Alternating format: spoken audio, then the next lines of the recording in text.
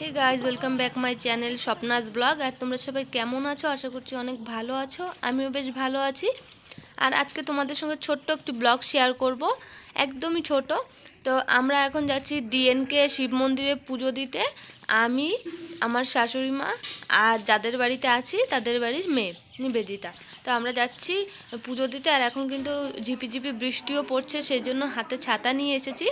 তো পৌঁছে গিয়েছি আমরা মন্দিরে। এখন একটু ভিড় আছে, তো লাইনে দাঁড়াতে হবে পুজো দেওয়ার জন্য।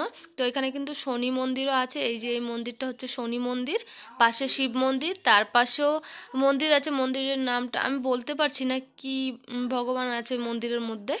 ওই যে সাইডে যে মন্দিরটা, এখন আমরা শিব মন্দিরে পুজো দিয়ে তারপর শনি মন্দির দর্শন করে তারপরে পাশের মন্দিরটা যাচ্ছি দর্শন করতে। তো ছোট্ট একটি ব্লগ। আর কেমন লেগেছে অবশ্যই তোমরা কমেন্টে জানিও।